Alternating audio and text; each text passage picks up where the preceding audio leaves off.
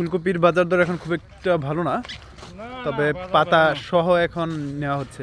এই পাতা সহ নেওয়ার উদ্দেশ্য কি আঙ্কেল? পাতা খাওয়া নেওয়ার উদ্দেশ্য পাবলিশে শাক খায়? কাটতে লে আইছে আচ্ছা, বাসি মাল। এখন কত করে নিচ্ছেন ফুলকপি? 14 টাকা। 14 টাকা? জি 14 টাকা পিস, তাহলে একটু আগের চেয়ে দাম বেশি। বেশি। হ্যাঁ, কপিও তো হেভি। ও কফি হেভি। বড়। কপিও আইলা তিনটা সমান একটা। আচ্ছা, নৌকা করে নিয়ে আসা হয়েছে। দেখি একটু সাইজ, দেখি একটা হ্যাঁ একটা সাইজ দেখান। আজ দেখাই। এটা কি শাক খাবে নাকি আসলে ইয়ার জন্য? আরে কপি ফুলটা যাতে ভালো থাকে না। হ্যাঁ এটা আমাদের ঈশ্বরকান্তি থেকে নিয়ে আসা হয়েছে। কপি তো দেখান একটা। ওই যে আরেকজন ফুলকপি নিয়ে যাচ্ছেন। হ্যাঁ কম দাম না? কম দাম আপনার না? কত? 6 টাকা?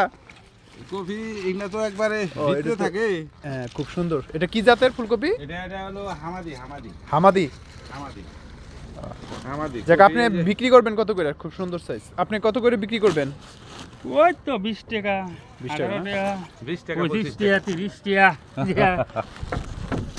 এভাবে সাজিয়ে আসলে ভোক্তাদের কাছে নিয়ে যাওয়া হবে এবং ট্রলারে করে যে দেখতে পাচ্ছেন যে ফুলকপি আনা হয়েছে এবং আরও বিভিন্ন ধরনের যে ট্রলারে শাকসবজি নিয়ে আসা হয়েছিল আমাদের এলাকায় উৎপাদিত।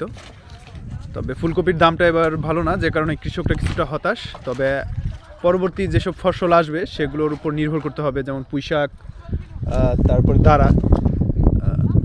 তো কৃষকের মুখে যদি আসলে হাসি ফুটে, তবে বাংলাদেশের মুখে হাসি ফুটবে।